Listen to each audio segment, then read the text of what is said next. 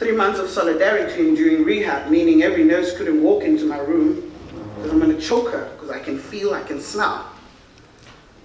Made it through the first session of human race talk, meaning when you sit in a circle, you say hi, that means your mind senses are kicking in and you're not on drugs anymore. 27, went through that. 28, I got a place to stay at a shelter where newborn babies were brought in. They were dumped by their parents. So for me to have a place to stay, I had to wash every baby and rock them to sleep. And when that happened,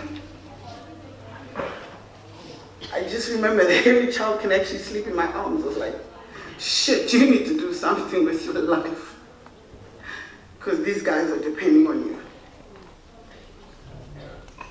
It was still a journey. South Africa did not have a system for us 29-year-old women to have a place to stay. South Africa didn't even have a shelter. It only had its own little religious charity, soup tables and blankets and 5 rand for you to go and stay in a shelter with mail again. Going with that, joined the streets again. This time around I started cooking and packing drugs for the pimps. And they told me straight up, it's just a period of time for your body to recover. With that, I had an opportunity to drop drugs back at home in Cape Town. And that was my moment of escape. Got home with 10,000 rands, got through the airport with the drugs, got to my mom, gave her the money. She was going through her own struggle of oppression, living in a shack with 2 boys and a case of beer to sell, and going through her own stages of HIV and loss of a husband. I had no reason to judge. I just gave her the money and asked, can I stay here and hide? It was a shack, for goodness sake. How can you hide? But I did. Started carrying every face that I washed and bathed and rocked to sleep in my head.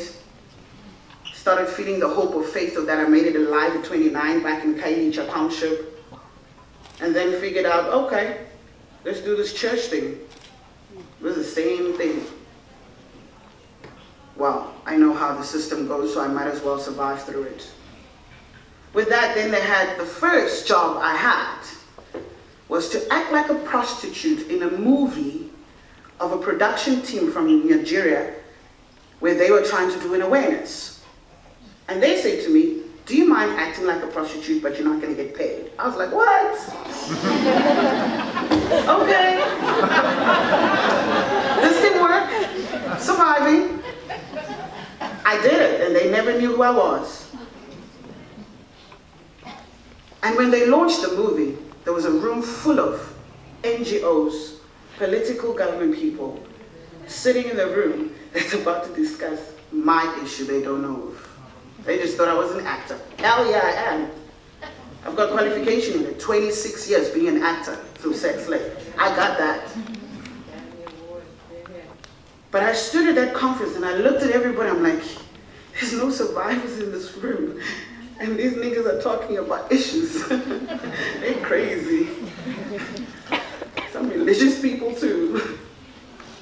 But I stood up and I'm going to talk about the experience of how to act in this movie. I'm going to talk about this whole religious scripture that you guys talk about, a woman being a prostitute. And around her, she had political parties, she had government, she had community, she had society. But they still judged and stigmatized her.